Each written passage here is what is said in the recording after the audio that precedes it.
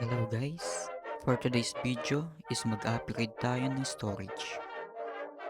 Pulado na kasi yung drive C ko kaya i-upgrade natin. First of all, ang unang gagawin is patayin ang computer.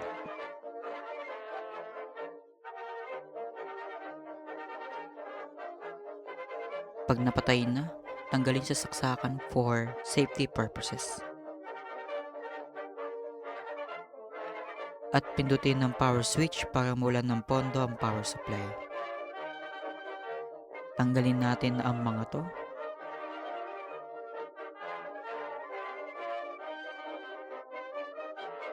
At tanggalin ang side panel.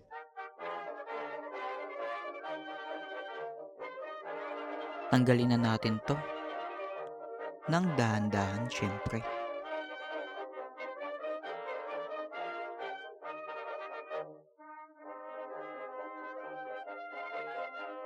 Hoy, dahan-dahan.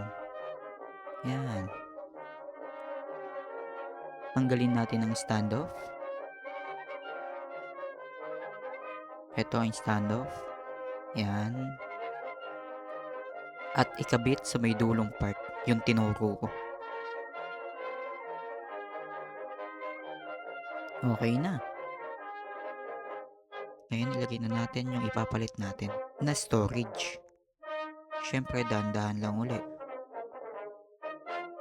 At ikabit ang screw ng dahan-dahan. Uy, dahan-dahan. Okay na. Ikakabit ko lang uli yung GPU. Tinanggal ko pala.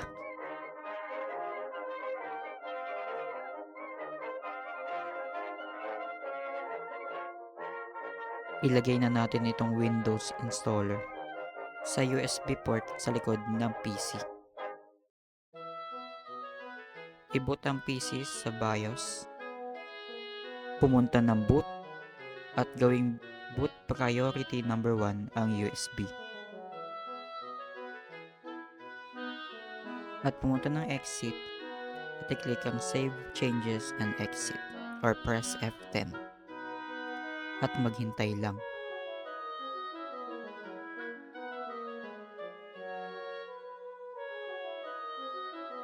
At kapag nag-load na, sundan lang ang installation process.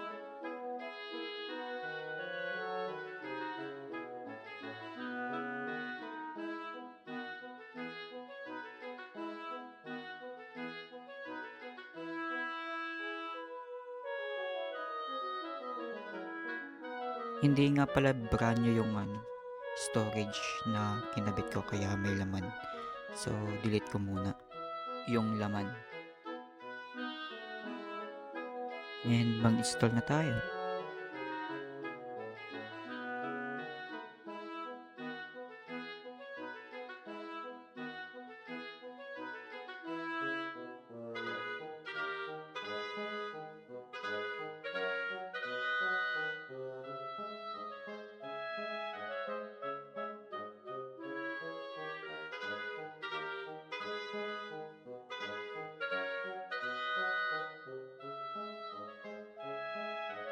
Ayan, pag nandito na, gawin nyo lang yung mga kailangan gawin.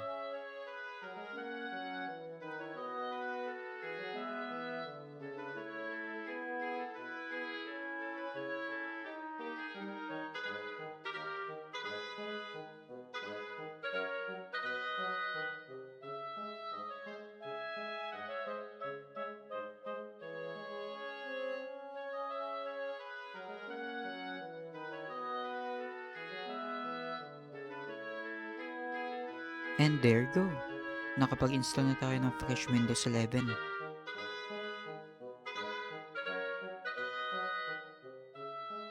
So hanggang dito na lang. Salamat.